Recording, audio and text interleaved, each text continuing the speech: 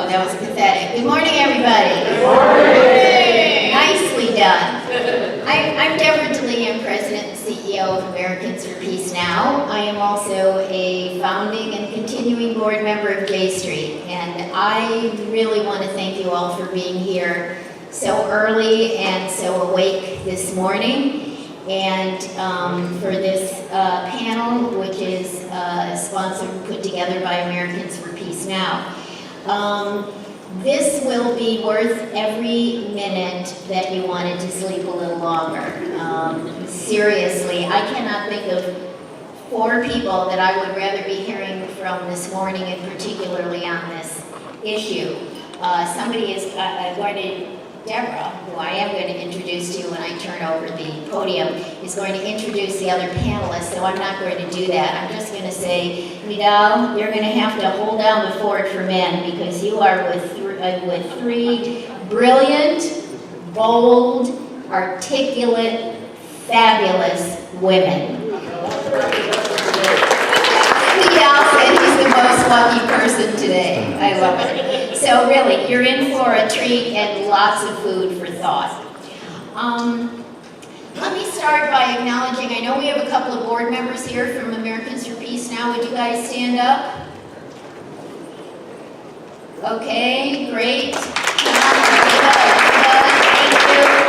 They do young person's work. We have a wonderful board of directors, and I want to acknowledge the staff in the room. Ori Neer, who's our Director of Communications, and who is going to be doing a session, a discussion with Ian Black this morning, 11:30, whatever that session is. I would urge you to go to that as well. Is Stephanie? Stephanie Brightsman, our Executive Assistant and Program Assistant. And is Aaron here? Aaron Mann. There's Aaron Mann. He's our Associate Director of Communications. Fabulous staff. Not all of them here, but they're great. So I'm just going to take 1 minute to tell you a little bit about Americans for Peace Now. I recognize a lot of familiar faces, so I know that you already are familiar with the organization. Founded originally in 1978 by a group of reserve officers of the IDF. Basically said the only way Israel was going to be secure was through the negotiations table, not on the battlefield. And they continued to work for a 2-state solution and to end the occupation. So the best thing that I could do for you to get to know us and to prepare yourselves and to educate yourselves, and I would say that one of the things that I think we are pretty unique in addition to being an advocacy organization, we are a very serious policy organization. And I would urge you to take a look at there's a serious document prepared by Debra and Ori on annexation. It's, I think, a seminal piece on what's going on historically and now. I would urge you to read it and to distribute it to others. You can also forward it from our website. We also, if you're not getting it, get our weekly update. It comes every week, lots of good stuff. I won't go through all of it now. If you're not getting it now, you should get Newsnash. It's done in Israel first thing in the morning. It's a summary of what's in the news, the media in Israel and the territories. And Peacecast, Ori Neer does a podcast. It's fabulous. You can download an app for podcasts. You can get it off of our website. I would urge you to do that. It's great while you're in the car or taking your morning walk, which I know all of you do. And I am going to stop here. Before I introduce Debra, I would, because I know she's going to do it, but I'm going to do the dirty work because I actually started out many years ago teaching 4th grade. So I know how difficult discipline is in these sessions because everybody has important things to say. But our panelists are going to speak, and then everybody will have an opportunity, we hope everybody, to ask your questions. We would ask you to go up to the microphone and get in line. And we are defining this morning a question as 1 or at most 2 sentences that ends with a request for information. And since I am not going to stay up here with the microphone, I'm going to listen from down there. I know that Debra will do what I usually do, which is if someone as brilliant as your sharing may be is running on, and it's really not because we don't want to hear what you're thinking, but so that everybody has a chance to ask their question, Debra will just simply and politely say, and your question is? 1 or 2 sentences, request for information. I'm going to introduce Debra Shushan, who is our relatively new Director of Policy and Government Relations, who is replacing the also brilliant and competent Lara Friedman. I'm going to let Debra introduce her. And we're thrilled that she's come to Americans for Peace now. Prior to joining APN, Dr. Shushan was Assistant Professor of Government at the College of William and Mary in Williamsburg, Virginia, where she specialized in the international relations of the Middle East, the Israeli-Palestinian conflict, and the Gulf states. She has a stellar bio, which we're not going to go through this morning, but it's extremely impressive in the world of academia. So this is a great panel. I can't wait to listen to it myself. Thank you.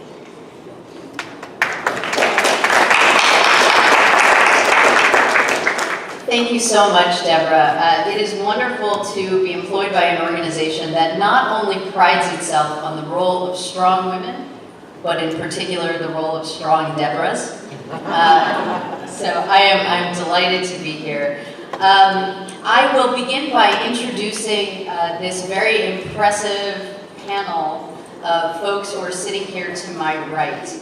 And I'm going to begin with Nidal, who is the Director General of the Palestinian Peace Coalition, Geneva Initiative in Palestine. PPC is a nonprofit Palestinian organization that promotes a peaceful settlement for the Palestinian-Israeli conflict based on the two-state solution. That sounds fabulous, Nidal. Inshallah, may it happen soon. As part of the Geneva Initiative process, he has been engaged on issues of security, borders, Jerusalem, water, refugees, and reconciliation. Seated to Nidal's right is Merav Michaeli, who is an Israeli member of Knesset. She's also, and I should mention, of the Zionist Union Party. She is a former journalist, TV anchor, radio broadcaster, as well as activist. She is chair of the Caucus for Female Knesset Members and a member of the Foreign Affairs and Defense Committee. She's a longtime advocate for women's and minority rights and has made a name for herself by consistently challenging conventional views. And Merav, we look forward to hearing you do that today. And then, of course, to Merav's right, we have Lara Friedman, who I'm sure is known to many of you. She is now the president of the Foundation for Middle East Peace, and I have the great honor of getting to work with her very frequently in that role. She is, of course, a leading authority on U.S. foreign policy in the Middle East, with a particular focus on the Israeli-Arab conflict, settlements, and Jerusalem, as well as the role of Congress. She frequently benefits members of Congress, administration officials, any in the Trump administration who will listen, and others in the foreign policy and national security community. She's a prolific author, regularly published in the U.S. and Israeli press. Thank you so much to my fellow panelists for joining us here today. So as I begin this panel on annexation, what I would do is just note that at APN, together with our partners, Shalom Achshav in Israel, of course, our mission is to promote the two-state solution. And because of that, APN has been very actively engaged, as is Shalom Achshav, of course, on the ground in Israel, in monitoring settlements, because they are, as we all know, a tremendous threat to the two-state solution. And so for those of you who are accustomed to coming to J Street for many years, the APN panels that you've gone to, it's quite likely, were focused on settlements. Unfortunately, this year, given the dramatic developments that have been occurring in Israel during the Trump-Netanyahu era, we have to move our focus a little bit to annexation and the role that annexation plays in trying to set settlements in stone. So let me begin by just defining what we mean when we talk about annexation. It's defined in international law as unilateral action in which a state incorporates territory into its domain by proclaiming sovereignty over it. Annexing territory acquired by force is, of course, illegal under international law. And as you all know, Israel acquired the West Bank by force during the 1967 war. Now, we have for many years witnessed the phenomenon that many have called creeping annexation.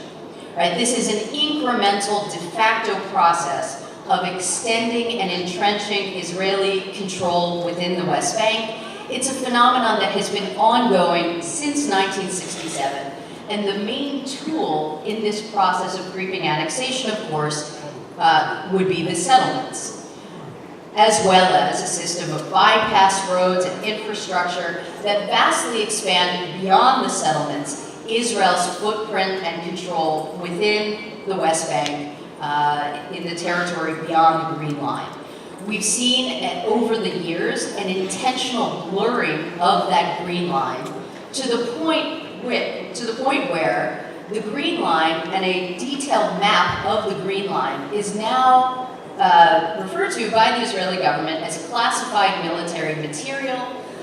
There was an Israeli citizen who recently put in a Freedom of Information request for a detailed map that showed the Green Line and was told that he would not receive it because such a map would harm Israel's international relations. So we see this intentional blurring of the Green Line on the one hand, and then we also see an organic process whereby the Green Line is being blurred over time in people's minds that goes along with that intentional process. So in addition to this process of creeping annexation, Uri, Nir, and I in our paper, which you all have at your table, are speaking about this, what we call leaping annexation.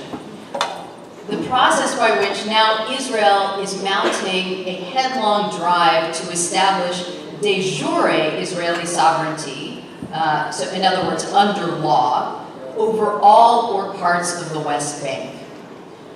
So this annexation leap is something that we see as new, right?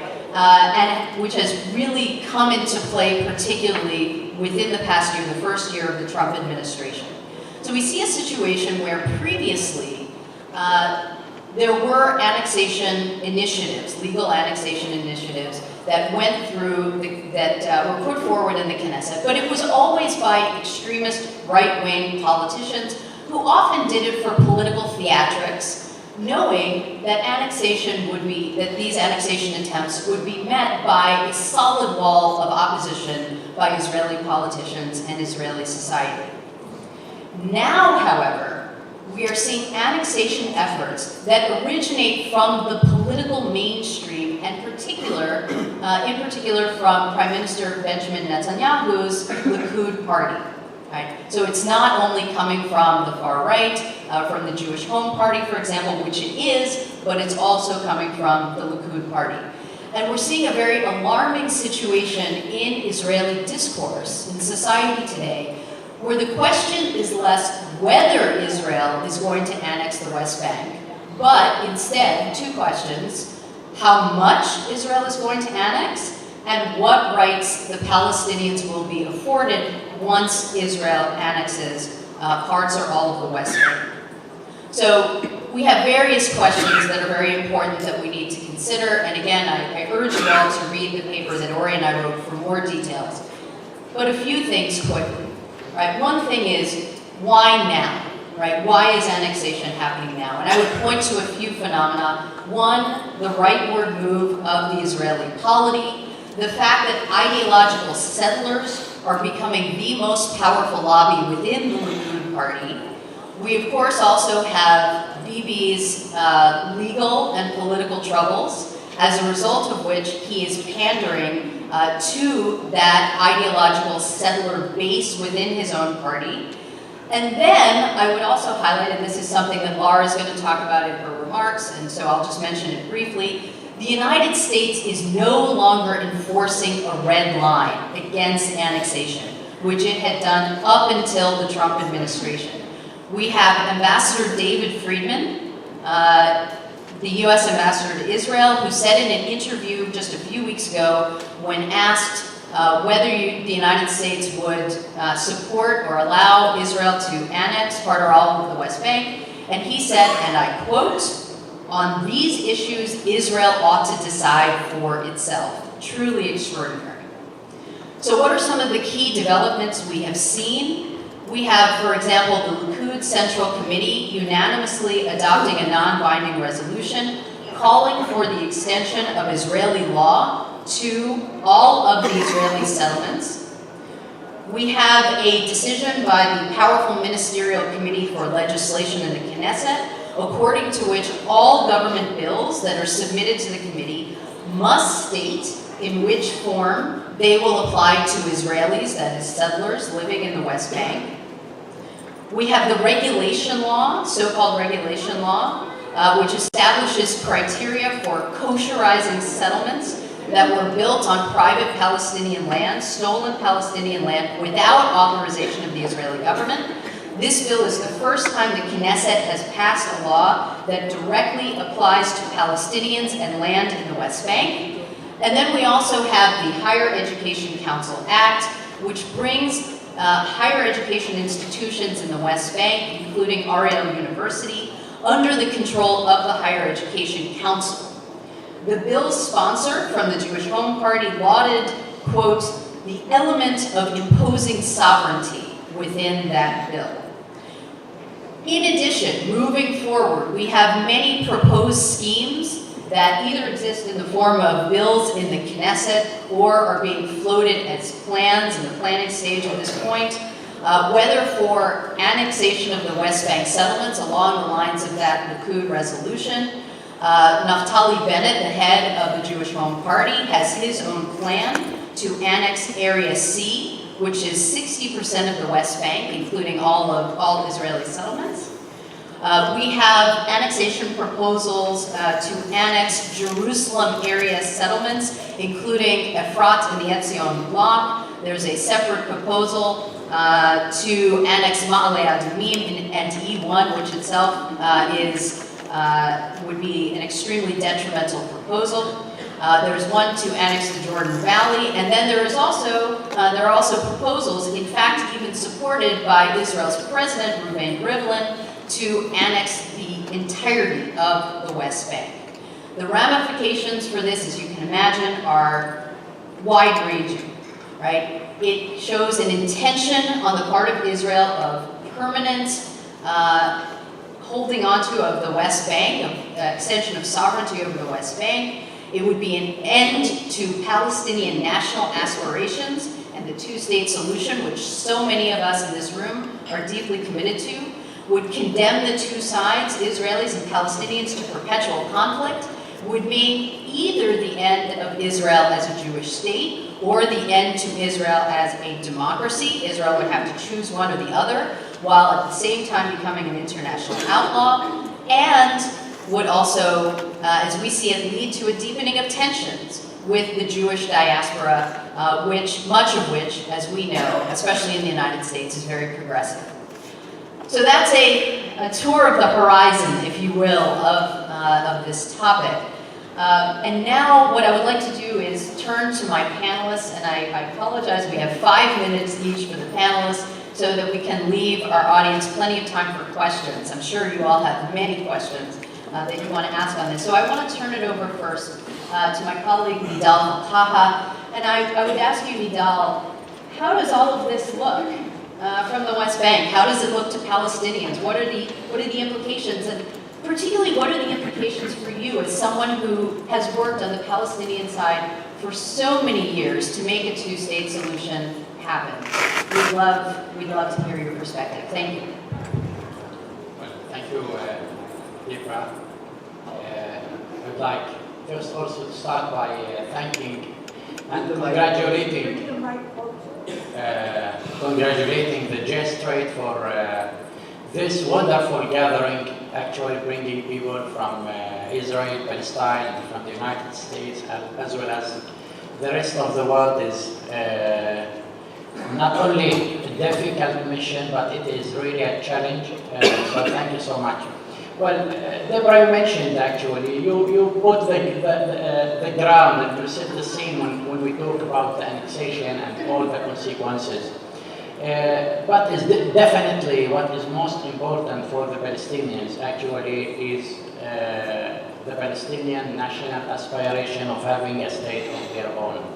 And in fact, the annexation is bluntly and directly in contradiction with this Palestinian national aspiration, which means we will not at any time be able to go to the two-state solution, but then we will not be able also to go to any other type of solution or peace between the Palestinians and the Israelis. This is actually simply. I don't want to go into the consequences or to repeat some of what you have mentioned, but the annexation means leaving some 250,000 Palestinians in Area C. What will be the fate of those people? Will they be an Israeli citizens? Second, when it comes to the geographic contiguity, we all know that beyond a certain settlement blocks, which are so far, in a way or another, have been highlighted that the Palestinians can be much more flexible, but for the rest, definitely, they will sabotage and completely destroy any geographic continuity between the different components of the future Palestinian state. And this puts us actually in front of a reality in which definitely the Palestinians will act, and they will not be tolerant anymore actually. And in fact, the annexation is nothing new. We witnessed so far a couple or two events or two occasions of annexation. There was an annexation happened immediately after the occupation of Israel of the Palestinian territories, and then immediately at a later stage there were the annexation of East Jerusalem. So far we have two cases of annexation. But also I can say actually and clearly, when we talk about the wall, 85% of the wall line is not going on or taking the line of the 1967 border. And the territory which is beyond the line of the wall is actually by de facto it is annexed territory. It's a Palestinian territory which is annexed, and this is damaging also the Palestinian economic and socio-economic capacity actually to benefit from their resources, and also affects the communication. What we will do in this regard, the Palestinians? Definitely. The first thing, the Palestinians will go towards the issue of the security, cooperation and networking, as well as any type of cooperation and networking with the Israelis. It will be stopped immediately. And second, because I have to stick with the 1 minute sign, we should expect a higher level of violence. And we should be actually ready for that wave of violence, and it won't be similar to the ones before. As you mentioned, annexation is completely in violation of the international law. This puts at the question and a top priority for the Palestinians to go and without hesitation and limitation to the ICC. Ladies and gentlemen, so far the Palestinians did not make any official referral against Israel in the ICC. And in fact, and this should be a reality, that the settlement and the annexation is one of the best cases the ICC can deal with, especially the whole settlement issue is considered in violation of the international law. And last but not least, the issue of recognition is on the table for the last even few months, and there is an increasing pressure by the Palestinian constituency and by the public opinion in Palestine on the Palestinian Authority to reconsider the Palestinian recognition of the State of Israel, as far as Israel is not sticking to any of the provisions or conditions or commitments of the Oslo peace process. I'll stop at this point. Thank you so much, Nidal, and we look forward to hearing much more from you as well in the Q&A. I'm sure people will have plenty of questions. I'm going to turn next to Lara Friedman, my colleague, and she's going to talk about the role of the United States, Europe, the international community. Lara, over to you. Sure, thank you, Debra, and thank you to APN for organizing this and J Street for hosting this. This is my 10th J Street conference, and it is the 10th conference. Thank you, and I'm honored to be here. It's the 10th conference where I'm on a panel talking about settlements. And I don't like to be deliberately provocative, but I'm going to be provocative to here for a moment here and say, I'm glad we're talking about annexation. This is remarkably clarifying. It's remarkably liberating. For all of us who've been following settlements, and Debra referenced this, the process of annexation, this isn't an overnight thing. It's sort of like when people think settlements today, some people who don't know the issues don't think, a hilltop with some containers on it and some people camping out, as opposed to cities with, flourishing ecosystems, flourishing, schools and infrastructure. That's what settlements look like today. We're not on this moment, it's not a moment in time when this has just begun. And annexation isn't a matter of Israel coming in one day and saying, you know what, we decided to change policy and we're going to decide to keep this land. This is now 50 years of policy, which clearly, day by day, week by week, month by month, is aimed at making the West Bank inseparable from Israel, for all that means. And I think it's really, really clarifying. Again, I don't want to say that this is good news that we see all this stuff in the Knesset, but as somebody who's been working on settlements for more than 20 years, having conversations with people where I say, hey, Israel is de facto annexing with settlement construction, with the barrier, which as Nidal said, de facto annexes to Israel about 10% of the West Bank, with settlement blocks. I would guess there's people in this room who, in the past few years, have asked themselves, well, wouldn't it be useful if the U.S. changed policy on settlement blocks? And then we would have an easier discussion with Israel. If we could just agree on the areas of the West Bank that Israel can keep and have that pave the way to a more consequential policy of pressure. That's all part and parcel with normalizing what is effectively a policy of gradual annexation. So it's very clarifying that we're talking about this today. And I want to be very clear, this isn't simply a matter of Bibi and Trump. This predates Bibi and Israel, and it very much predates Mr. Trump here in the United States, although it certainly is now on steroids and masks are off. All of us who have been following this, and again, I sat in a room 10 years ago with some very august experts where I heard things like, this is 10 years ago, we can't want it more than the parties. Well, if we can't want it more than the parties means that we're not interested in international law, which says, as Debra said, you actually can't take territory by force in the post-colonial era. If that's what we don't want, we can't want this more than the parties means, we shouldn't be surprised where we are today. If the argument, which has long been one of the pillars of U.S. policy, you can't ask an Israeli government to take steps that will put it out of power. This is effectively the Dennis Ross approach to peacemaking. You can't ask a government to do things that will be politically suicidal. Well, A, there's a hypocrisy there. I don't see anyone having trouble asking the Abbas government to do things that would be politically suicidal. But regardless, if it means that we can't defend what we say is our own policy, and our policy, up until the Trump administration, has always been to oppose settlements. It has always been to oppose Israel taking land by force and changing the status of that land. But it has never been backed by anything in terms of substantive actions. And I would remind people, because this is when people say to me, but what about the loan guarantees? The one shining moment when the U.S. actually put consequences. This would be for everyone in the room who's younger than me. That would be the Bush administration, the first Bush administration. You don't remember him at all. But that policy was meaningless. I mean, it made a political statement, and it actually had no impact on the ground whatsoever. So where we are today with the Trump administration is 50 years on, and these anniversaries have a psychic impact, if nothing else. And we keep talking about this. It's 50 years of occupation, 70 years of Israel. We're about to have 25 years of Oslo.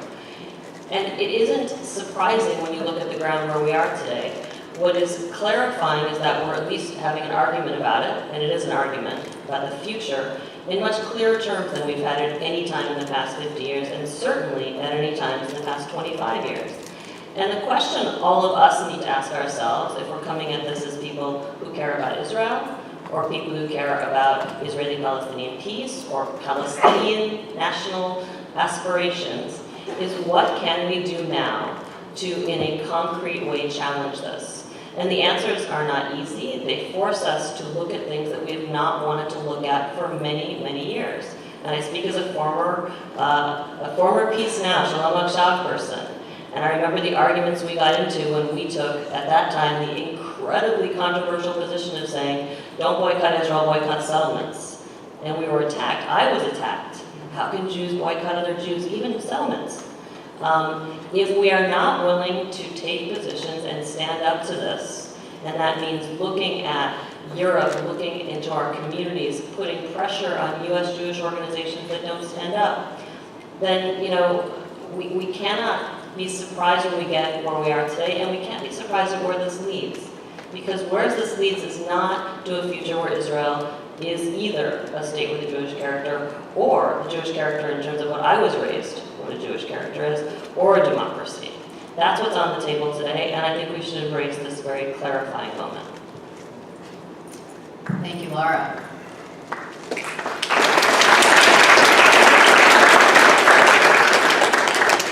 And last but not least, we now turn to member of Knesset, Merav Michaeli. And Merav, I'm very interested to hear from you. I'm sure we're all very interested to hear the view from Israel in terms of the discourse in Israeli society, but particularly from Knesset and the role of parties that are pushing for annexation, and then the role of the opposition and what it can do to try to change the course here. Good morning, everyone. First of all, it's also my 10th J Street convention. I had the privilege of being at the first J Street convention. How amazing is this? It's like really something. But I think in the last year, something happened in the United States of America that I think for the first time enables you, our partners, our friends, to realize what we, as the center-left, political and social society and civil society are dealing with as an opposition under this kind of government. But the difference is that we've been dealing with it since the Netanyahu era, which is already 24, 25 years, ever since the incitement against Yitzhak Rabin and against Oslo. This is the narrative that we've been living under ever since then, and the tools that you can see being applied so effectively by President Trump is something that Israelis have been living under for, as I said, 25 years already. Think of the impact of what that does. Think of what it means for Israelis who've been living under this for so long. So, I want you to understand, when we talk about 50 years, since 67, when we talk about 50 years of the argument about settlements, there are many, many more Israelis who have not lived through anything else than those who can remember a different reality. There are more Israelis who have never seen the West Bank, have never seen Palestinians or settlers. They don't understand, they don't grasp what it means. It is completely absent from their media. They only see Palestinians when they commit some kind of stabbing or bombing or something of this terror character. They only hear about settlers when the government speaks about the rights of settlers, about, like you said, Jews boycotting Jews, about Jews not expelling Jews.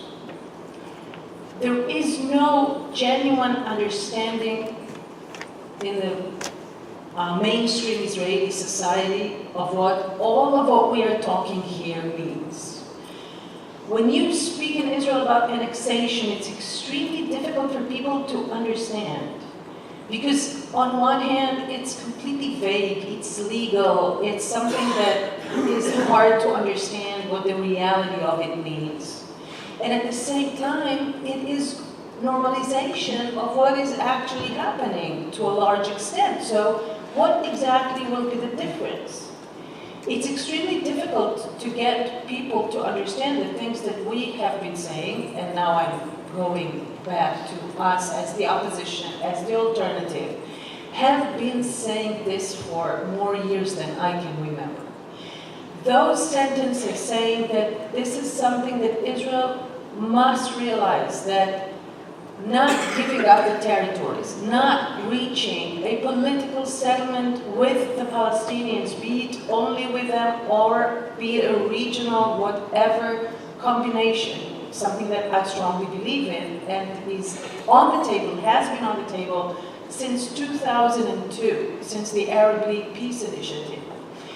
We constantly say that if we do not do this, the price will be choosing between an Jewish state, whatever that means, Lara, but a Jewish state and a democratic state. It's become like a mantra. One of the many mantras around the conflict that people do not really get what it means.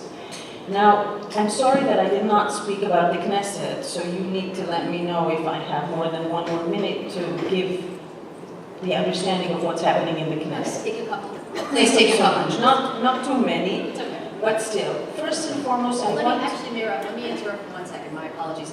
What I'd like to do after the conclusion of Merav's remarks, I want to move directly to Q&A to give you as much chance as possible to ask your questions. Merav, my apologies. So please do be formulating your questions and feel free to start forming a line while we hear the rest from Merav. Thank you. So, I want to just clarify something that I'm not sure is, I think it's important to point out. There is a difference between whatever was going on before this government and to what this government is doing.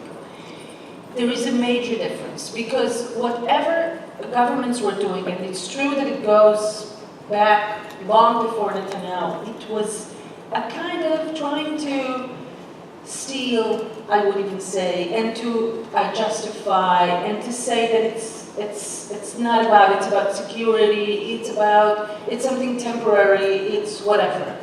This government that is actually being led by Naftali Bennett and Ayelet Shaked, the rationale and the ideology of these settlers, the hard core and the hard-line settlers, is saying something completely different.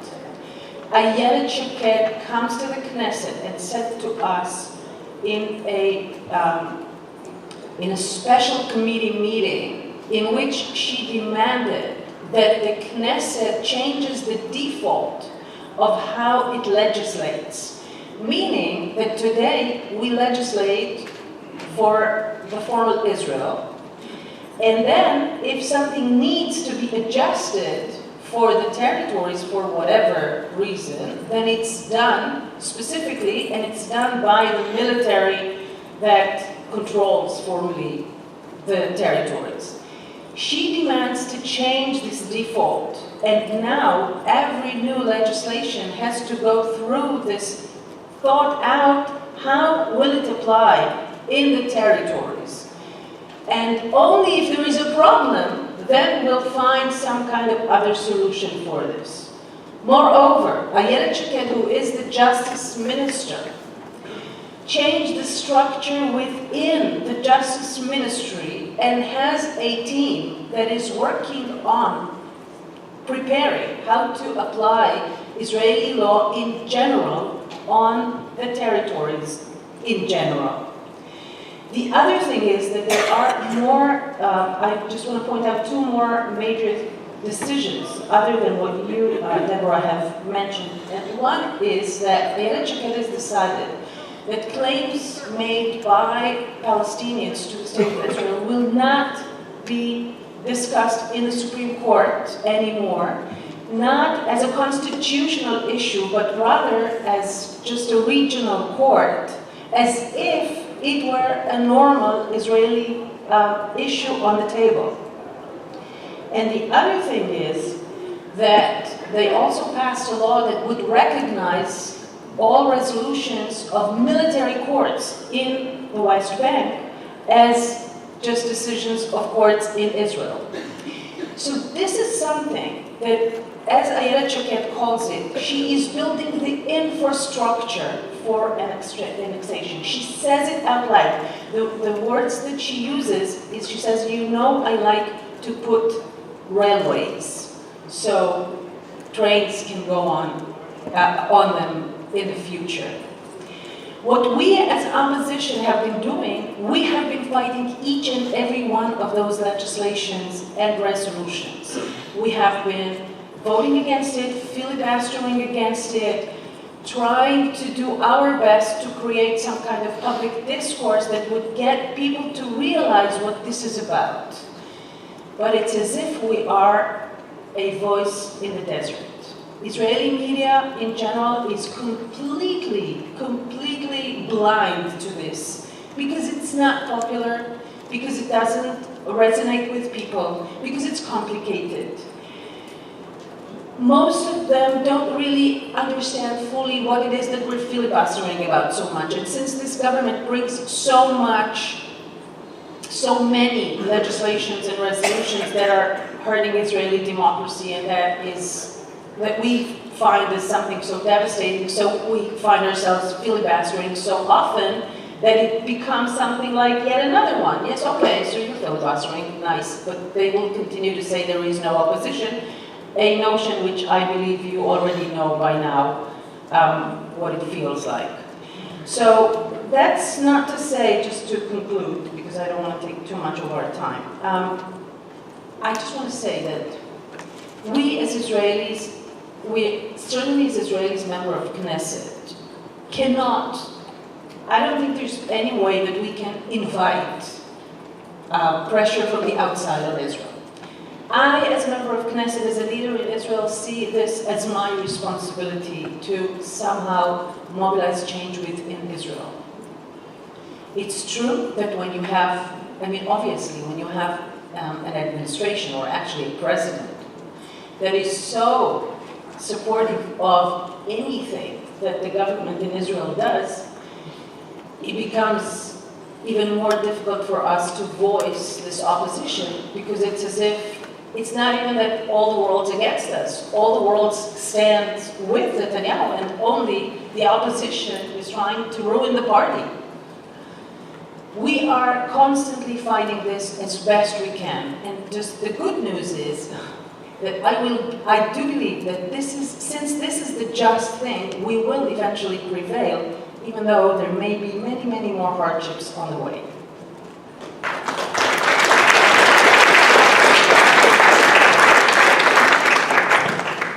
Thank you so much. At this year's APEC conference, one of the key themes that we heard stated at the podium was the need to keep progressives in the room, right? And APEC has always prided itself on bipartisan support for Israel. And as we start to see polls that indicate an erosion or questioning of unconditional support for Israel, or unwillingness to say we support Israel at the expense of the Palestinians, I think at some point APEC, which continues to be committed to that bipartisan support that does not want to see itself become solely an adjunct of the Republican Party. Debra, I totally agree with you, but all I'm concerned about is how you expedite that trend. What method do you use to expedite the trend? Anyway. Yes, okay, great, thank you. All right, Merav, did you want to add something? Okay, great. Our next questioner, please, can you identify yourself? Yeah, Robin Godfrey from West Virginia. I'm with the teacher's strike. It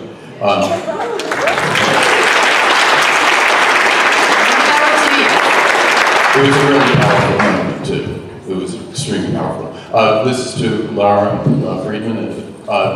You said, how do we challenge this? What specifically can we do as United States citizens? We have an election coming up.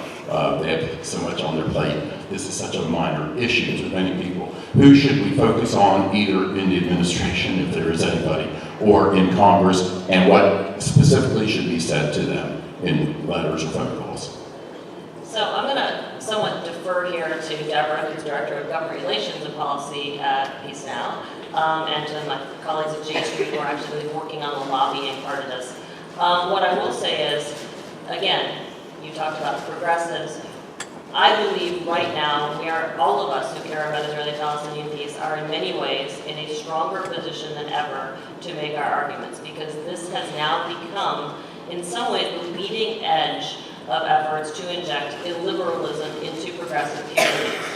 When you see progressives being asked to sign on to brazenly anti-free speech measures in the name of supporting Israel, when you have the ACLU saying, this legislation, which claims to be pro-Israel, is actually sacrificing the Constitution, and organizations within the Jewish community are saying, well, no, you progressives have to support this attack on our Constitution, or you're not pro-Israel. This is a prime moment to stand up and say, we will not sacrifice our values. And I think a lot of us have said that for years, but in some ways there's been a little squishiness, you know? Can't want it more than the parties. Don't make the perfect the enemy of the good. Don't make the perfect the enemy of the good is a recipe for giving excuse to policies that trample your basic principles. Today we see that there is no wiggle room here. And I think it puts us in a very strong place to stand up and talk to elected officials, talk to our rabbis, talk to our community leaders, whatever else, and make that point. So thank you, Lara. And just to add a little bit to that, in terms of and it's wonderful to be asking, as I know you all are, what can we do?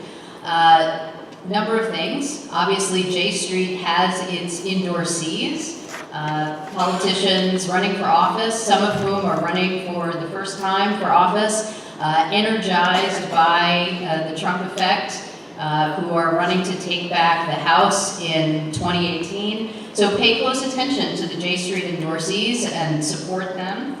Watch out for action alerts by Americans for Peace Now, by J Street. Follow up on those action alerts. Contact your representatives. Look at the issues that we're promoting. It's wonderful, by the way, to see participation here from a colleague from West Virginia. It's funny, I was just talking to Ori the other day. One of the things that both we at APN and J Street are very active on these days that is connected to Israel, but also an issue about trying to prevent war with Iran, is trying to stop Mike Pompeo from being confirmed as our next Secretary of State. In order to do that, we need to mobilize the Senate to reject his confirmation. Well, one of the Democrats that we need to have all of the Democrats on board in order to stop him. One of the Democrats that we are worried about is Joe Manchin, right? So while you're a senator from West Virginia, who is a Democrat, so while you are here in Washington, make sure that you get to his office. Make sure that he is hearing, because, you know, I imagine there are not a ton of J Street supporters in West Virginia, but alhamdulillah, you are one of them and you're here, and make sure that he hears from you, right?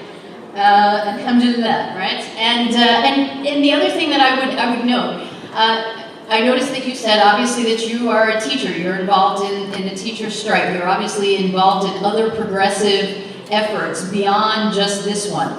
And that brings up a key word that we hear about a lot today, which is intersectionality. So make sure that your colleagues who are active in progressive causes know about this cause as well. And as you are supporting them, recruit their support for this cause as well. Let's multiply our voices. Next question, please identify yourself. My name is Ed Moskovich. I'm from Gloucester, Massachusetts. I'm wondering if you can help me understand the implications of progressive annexation, and specifically 2 points.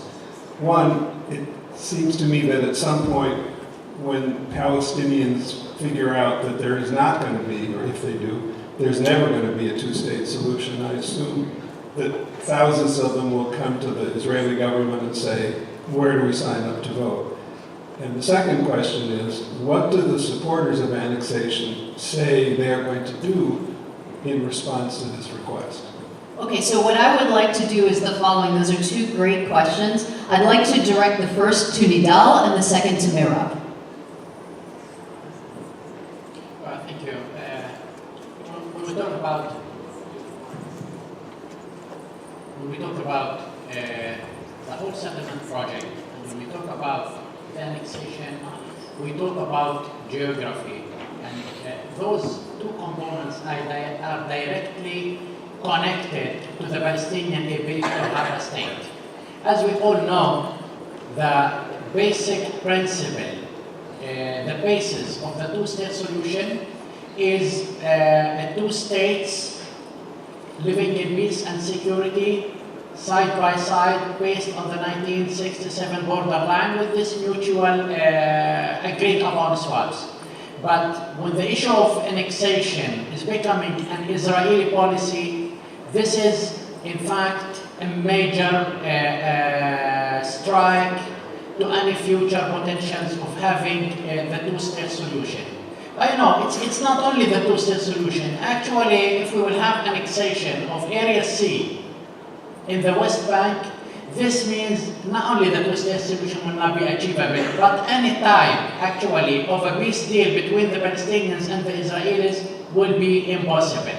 First of all, the Jordan Valley, which is constituting some 22% of the West Bank, is in fact the main source, the life basket, the economic basket, the food basket of the Palestinian future state. And without the Jordan Valley, there will not be a possibility to have a state, and there will not be also a possibility for the Palestinians to have an international borders with any other third country.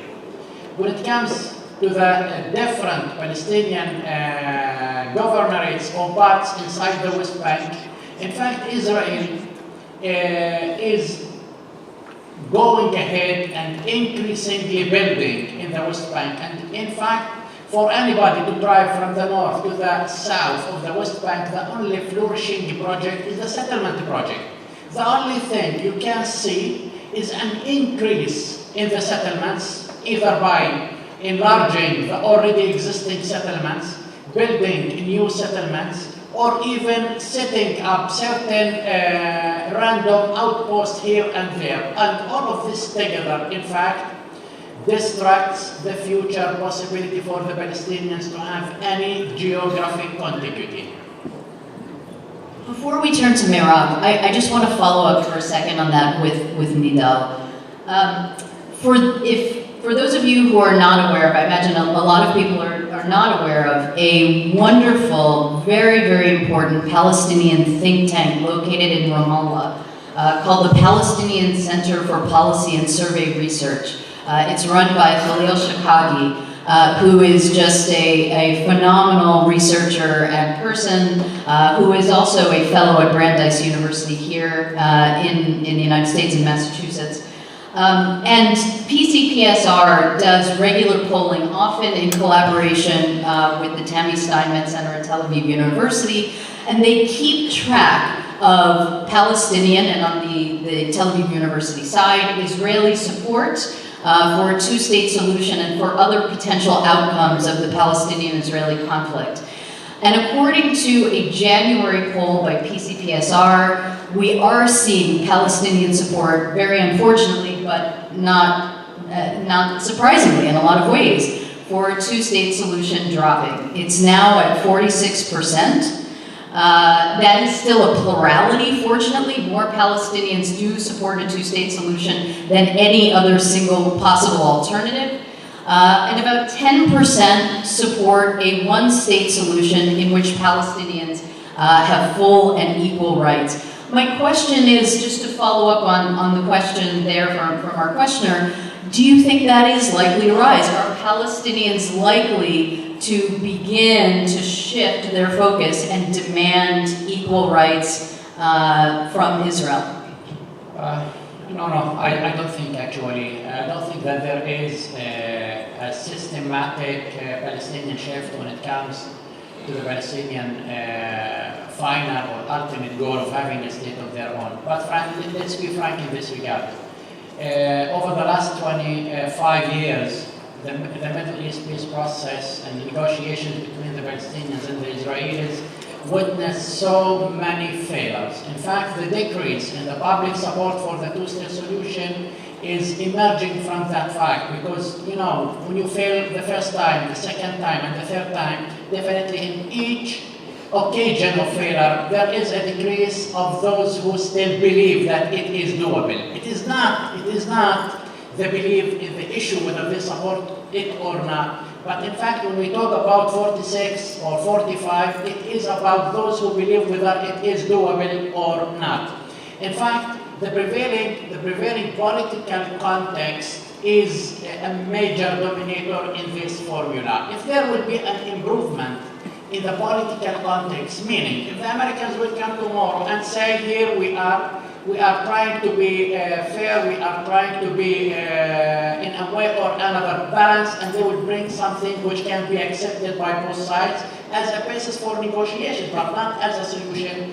I assure you that the public Palestinian support for the two-state solution will immediately jump to 60% or even more. And in this regard, I would like to mention one case when President Clinton made his well-known and famous speech at the Cairo University. Just a couple of weeks before that speech, the Palestinian public support for the two-state solution was around 60%. And a week after the speech in Cairo, it jumped until the verge of 80%, which means the reality on the ground is a decisive factor on the Palestinian decision and position when it comes to the peace process in general and specifically to the two-state solution. Obama, yes, sorry, it's Obama. Great, thank you so much for that, Nidal. Merav, please give us some insight on what's going on here in the minds of the Jewish homers and Likud.